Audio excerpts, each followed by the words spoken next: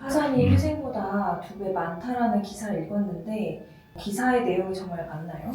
맞고요. 예전에는 이 법인 회생이 더 많았거든요. 어떻게든 존속해갖고 이제 유지하려는 게 더 많았는데, 이제 점점 법인 파산이 늘어나서 현재는 이제 법인 파산이 훨씬 많아졌고, 이제 최근에 있었던 한 기사 내용을 따르면 25년도 올해죠. 법인 파산이 회생보다 2배 이상 많아질 거라 기사도 있었어요.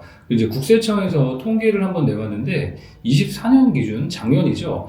이 전체 법인세 신고하는 법인이 한 105만 8,500개 정도 되는데, 이 중에서 이익을 하나도 못 내는 거, 그냥 영인 기업이 무려 47만 1000개 정도 된다라고요. 이걸 비율로 따지면 한 44.5%, 한 2분의 1 정도 되는 거잖아요. 이렇게 많은 기업이 순이익이 하나도 없다라는 거예요. 이거는 통계를 낸 이래 가장 많은 최고치라고 해요. 그러니까 그만큼 이제 경제 상황이 어렵다라는 건데, 그러다 보니까 이제 법인 파산이 회생보다 훨씬 많아진 거죠.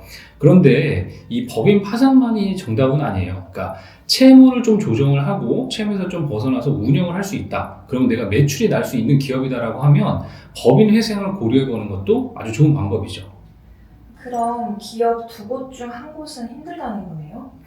그렇죠. 이게 한 50% 정도 되는 기업이 순이익이 하나도 없다라는 거니까 2곳 중 한 곳은 어렵다라고 봐도 되는 건데, 이게 왜 그러냐면 당연한 건데 매출은 하나도 발생을 하지 않는 거잖아요. 매출은 제자리인 거잖아요. 근데 우리가 임금이나 그 재료비나 이런 비용들은 계속 발생하고 올라가니까 기업들이 이제 버티기가 이제 더 이상 힘들어진 거예요. 거기다 이제 금리는 계속 올라가고 관세도 올라가고 하니까 정말 힘들어진 거죠. 그래서 우리나라의 한 연구원에서 한 9월 달쯤인가 한 자료를 하나 냈는데요. 근데 다행히 이제 내년에는 2026년에는 올해 경제 성장률이 1%였는데 한 1.9% 정도로 이제 반등할 거라는 그 예상치가 있었어요. 근데 이것도 좀 생각을 해보면 내년에 정부 지원이 잘 된다든지, 또 국내 기업들의 내수 투자가 좀 확대된다든지, 또 금리도 안정화되고, 또 대외적으로 이제 미국과 어떤 관세 같은 게 좀 안정화됐을 때 이제 가능하다라는 거죠. 그래서 이제 전체적으로는 경제 상황이 그렇게 녹록지 않다라는 거죠. 그래서 이제 전체적으로 우리나라 경제 사정이 매우 어려운 건데, 이걸 산업별로 좀 보면 특히나 좀 알 수 있을 것 같아요. 건설업 같은 경우는 특히나 이제 지방의 미분양 가구가 한 6만 가구 정도 되는 거잖아요. 그러다 보니까 지방에 있는 어떤 중소, 중견 건설사들이 정말 너무 힘든 거예요. 왜냐면 이제 그러다 보니까 수익이 안 나니까 PF로 이제 자금 조달하는 것도 어렵고, 그래서 이제 연쇄 부도가 나기도 하는 거죠. 근데 여기서 그냥 끝나는 게 아니라 이 건설사가 무너지면 그와 관련된 어떤 하청업체, 납품업체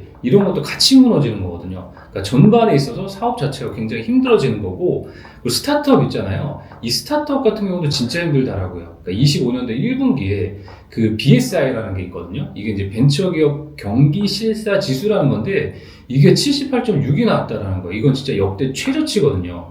그러니까 투자도 끊기고 내수를 통한 매출도 안 나오니까 이제 벤처, 스타트업들도 굉장히 힘든 거죠. 그리고 이제 외식업과 같은 어떤 내수 산업도 이게 소비가 둔화되다 보니까는 폐업이 굉장히 많이 늘은 거예요. 그럼 또 어떻게 되겠어요? 이 내수 사업하는, 외식업 하는 곳에 납품하는 기업도 어려워지고, 그 결제하는 시스템 기업들도 어려워지고, 그러니까 전반적으로 산업 자체가 정말로 어려워지고 있는